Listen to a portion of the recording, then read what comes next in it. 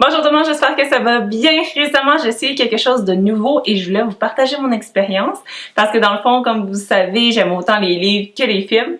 Ben, presque autant. Et dans le but de varier mon expérience lecture, j'ai essayé quelque chose de différent en lisant un scénario de film.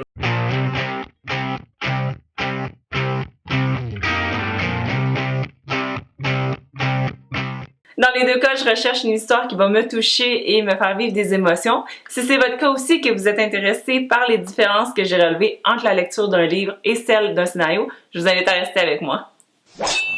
À la base, mon idée, c'était de lire 5-6 scénaristes différents pour voir leur style à chacun, mais aussi qu'est-ce qui était commun entre eux, mais finalement, j'ai manqué de temps, il y en a que j'ai pas terminé, il y en a que j'ai perdu intérêt, donc j'ai préféré me concentrer pour cette première vidéo-là, qui peut-être va suivre dans une série, qui sait, si vous aimez ça, mais pour les deux premiers, j'avais pensé me concentrer sur ceux que j'avais terminés de Tarantino. Pour ceux qui n'avaient pas encore vu Django Unchained et Reservoir Dogs, je vais mettre une annonce de spoilers à l'instant, parce que dans le fond, on va parler un peu du résumé, des petites spécificités dans le scénario et des images, bien sûr, des deux films.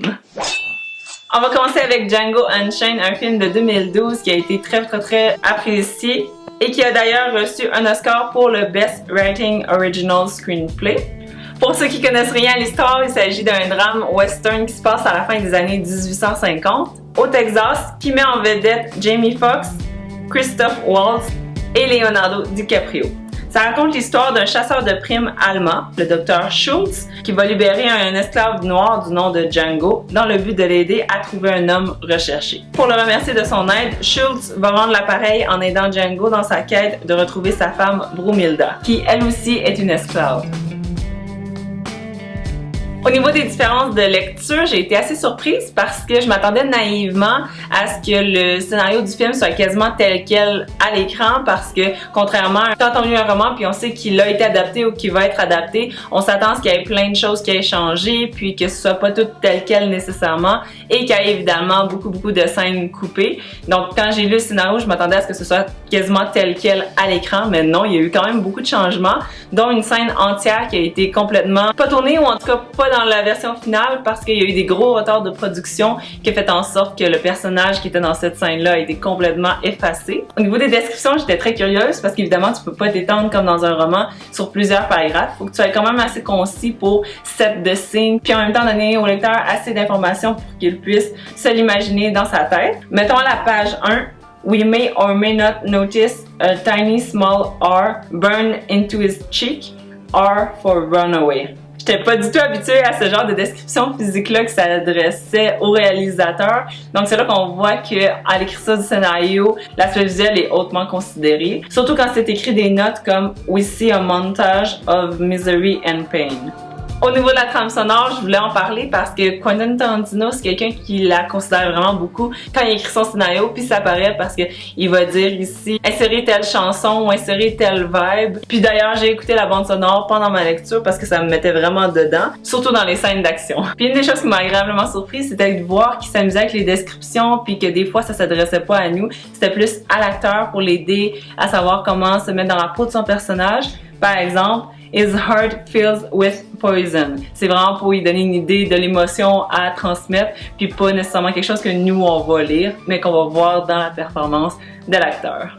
Dernière petite remarque sur ce film-là, après on va passer à l'autre. Dans le fond, c'était à la page 32, il y a eu une description qui était bien imagée, mais j'avais hâte de voir le résultat fini à l'écran. C'était Red Blood Splashes on White Cotton. Et effectivement, comme vous pouvez voir, ça a été vraiment une shot très poétique. On va passer au deuxième film, Reservoir Dogs, un film de 92 qui a été vraiment considéré comme son premier. Ça, c'est d'ailleurs quelque chose qui était très drôle parce que mes amis se demandaient pourquoi je lisais le scénario juste avant de voir le film. Quand je dis juste, je veux dire je l'ai fini le matin puis on le check le soir. Mettant en vedette plusieurs visages qu'on va revoir dans les films de Tarantino. Il y a entre autres Tim Roth, Michael Madsen, Harvey Keitel. L'histoire raconte un braquage d'une bijouterie qui va mal finir. Alors quand les survivants vont retourner au point de rencontre, ils vont commencer à suspecter qu'il y a un informant de la police parmi leur groupe de criminels.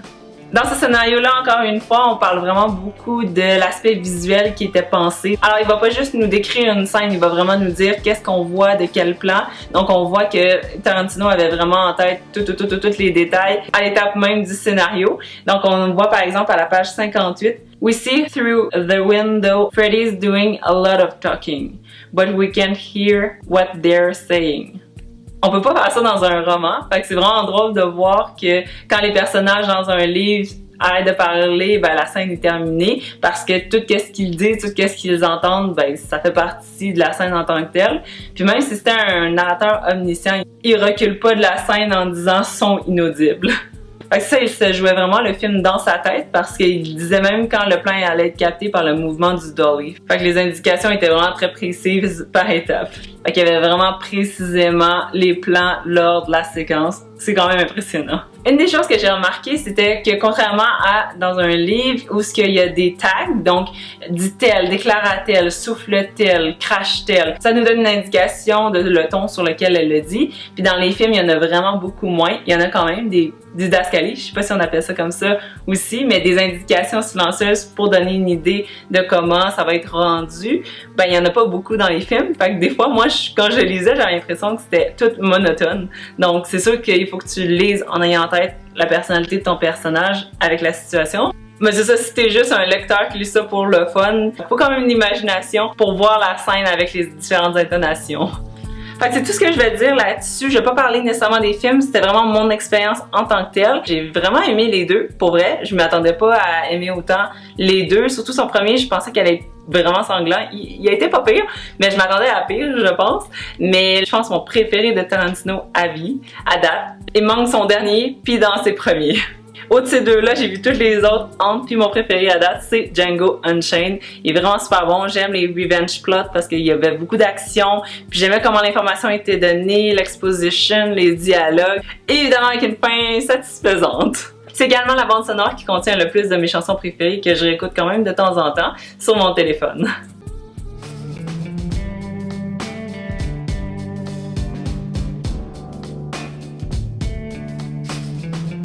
Donc en gros sur mon expérience, j'ai trouvé ça le fun premièrement de savoir quand cacher mes yeux parce qu'il y avait trop de scènes de violence. Même en lecture, je me lisais en diagonale, mettons. Sinon, c'est vraiment fun comme expérience, je vous le recommande. Si jamais vous voulez, je vais vous laisser les liens dans la barre de description, mais il y a d'autres sites évidemment pour plus de films. Celui-là, je trouve qu'il était assez limité. Mais bref, quand il y avait un changement dans qu'est-ce qui se passait qui était différent de qu'est-ce qui était indiqué dans le scénario ou une réplique qui était pas parfaitement dit, les mêmes mots sur le même ton, ça me laissait toujours me questionner sur est-ce que c'est quelqu'un qui a fait changer d'avis, pourquoi il y a eu ce changement-là, est-ce que c'est des raisons monétaires, de coûts, d'effets spéciaux ou des fois c'était une improvisation des acteurs. Alors bref, c'est tout ce que j'avais à dire pour mon expérience. C'est assez concis parce que je vais pas te donner non plus trop de spoilers sur les films, même s'ils datent un petit peu. Un autre scénariste que j'ai vraiment le goût de découvrir, c'est Aaron Sorkin. Et ce scénariste-là est vraiment réputé pour ses dialogues qui vont super vite. Puis c'est le cas dans Jobs. Donc je vais vous laisser le lien si jamais vous voulez lire aussi. Je suis venue pour le lire, mais il y a tellement des gros blocs. Puis après, j'ai vu la scène avec le dialogue en dessous en extrait. Puis ça va vraiment vite. Puis j'adore la performance des deux acteurs. Donc si vous avez aimé cette vidéo, n'oubliez pas de la liker et abonnez-vous pour plus de contenu entourant la lecture. Sur ce, je vous retrouve dans une prochaine vidéo. Bye bye!